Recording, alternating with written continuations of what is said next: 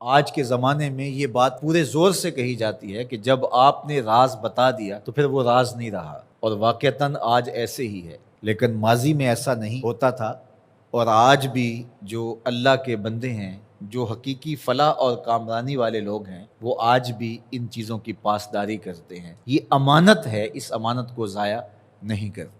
اسی طرح آپ جو کام کرنے جا رہے ہیں، جو آپ کا ذمہ لگایا گیا، تاکہ مزدور 8 گھنٹے کی ڈیوٹی ہے تو وہ اس کے اندر کم چور بن جائے، تو وہ بھی امانت کے اندر خیانت کر رہا۔ دفتری ذمہ داریاں ہیں تو وہ ان کو نہ نبھائیں، سارا دن سائلین باہر دھکے کھا رہے ہوتے ہیں اور اندر میٹنگز چل رہی ہوتی ہیں۔ آپ کو منصب دیا گیا تھا لوگوں کی ضرورتوں کو پورا کرنے کے لیے، آپ کی ذمہ داریوں میں یہ چیز شامل ہے کہ آنے والے لوگوں کی ضرورت کو پورا کریں، تو یہ امانت کے زمرے میں آتا ہے۔ ممبر و محراب یہ بھی ایک ذمہ داری ہے، اس کے جو تقاضے ہیں اس کو نبھانا پڑے گا، اور اگر نہیں نبھاتے ہیں تو آپ اس امانت کو صحیح طرح ادا نہیں کر سکتے۔ تو اس سے صرف مالی امانات ہی مراد نہیں ہیں، اس سے ہر وہ چیز جو اس زمرے میں ہو اس کو شمار کیا جائے گا۔ اور یہ بات اچھی طرح ذہن میں رکھی جائے کہ امانتیں سپرد ہی ان کو کرنی چاہیے کہ جو امانتوں کو ادا کرنے کی اہلیت رکھتے ہیں۔ ان لوگوں کو معاملات سپرد کر دیے جائیں جو ان معاملات کو نبھانے کی اہلیت ہی نہیں رکھتے، تو پھر نتیجہ کیا ہوگا کہ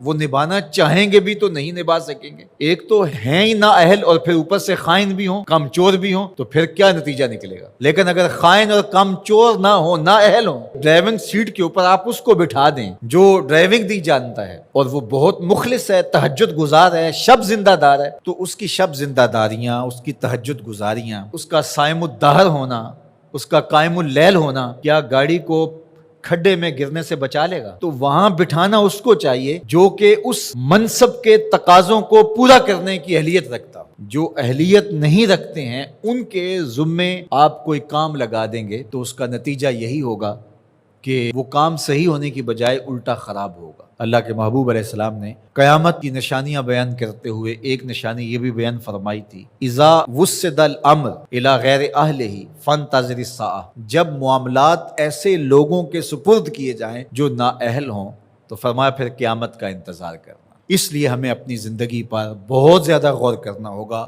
جو میرے ذمے کام ہے میں اس کو نبھاؤں اور اس کو دل و جان سے نبھاؤں۔ مجھے جو منصب دیا گیا ہے ممبر و محراب کا، میں اس کو پورا کروں۔ اگر آپ کے ذمے پھولوں کی ایک کیاری میں پانی لگانا ہے تو آپ وہ کام کرنے جا رہے ہیں جو آپ کر نہیں سکتے، اور آپ کہتے ہیں کہ نہیں میں ممبر پہ بیٹھ کے خطابت کروں گا، وہ تو آپ کا منصب ہی نہیں ہے۔ آپ کو جو کام دیا گیا ہے وہاں گوڈی میں کوتاہی نہیں ہونی چاہیے، وہاں وقت پہ پانی ملنے پہ کوتاہی نہیں ہونی چاہیے۔ ہر بندہ جو اس کا منصب اور اس کا جو دائرہ کار ہے، جب اس میں کام کرنے لگ جائے گا تو نتیجہ کیوں پیدا نہیں ہوگا؟ یہاں مسئلہ یہ ہے کہ ہر بندہ کہتا ہے کہ میں یہ کروں گا جو وہ کر ہی نہیں سکتا ہے، اور کچھ لوگ توقع بھی لگا کے بیٹھتے ہیں اور ہم حیران ہوتے ہیں کہ یہ کس طرح ہو سکتا ہے۔ جو ضابطہ اس کے مطابق ہی کام ہوتے ہیں، تو اللہ تعالیٰ جل شانہ اس قوم کی حالت نہیں بدلتا جو اپنی حالت خود بدلنے کے لیے آمادہ نہیں ہوتی۔ آج امت مسلمہ کا مسئلہ یہ ہے کہ امت مسلمہ میں وہ صلاحیتیں جو ہونی چاہیے تھی، ایک تو مفقود ہیں، دوسرا تقسیم کار نہ ہونے کی وجہ سے آج امت لڑکتی چلی جا رہی ہے، اور آج ہم وہاں کھڑے ہیں جہاں ہمیں کھڑا نہیں ہونا چاہیے تھا۔ خدا کرے کہ اس چمن میں بہار آئے اور یہ امت پھر فروغ پائے، اور اگر ہم اپنے حصے کا کام نہیں کریں گے تو اللہ تعالیٰ جل شانہ اس دین کو کبھی مٹنے نہیں دے گا۔ یہ بات ذہن میں رکھیے گا، یہ دین غالب ہی رہے گا، یہ دین ہمارا محتاج نہیں ہے۔ اللہ ہماری جگہ کسی اور شخص کو لے آئے گا اور اس کے ذریعے سے دین کو غالب کرے گا۔ اس لیے ہم نے اپنے حصے کا کام کرنا ہے، اس کو کبھی بھی ترک نہیں کرنا ہے۔ تو بات امانت کی چلی، تو امانت صرف مال کی نہیں ہوتی۔ آپ کے پاس کوئی گٹھڑی رکھ گیا، آپ کے پاس جو ہے وہ کوئی پیسہ روپیہ رکھ دیا، تو وہی امانت نہیں ہوتی۔ آپ کی صلاحیتیں بھی امانت ہیں، اور آپ کا منصب بھی امانت ہے۔ آپ پر جو لوگوں نے توقع کی، ٹرسٹ کیا، وہ بھی امانت ہے۔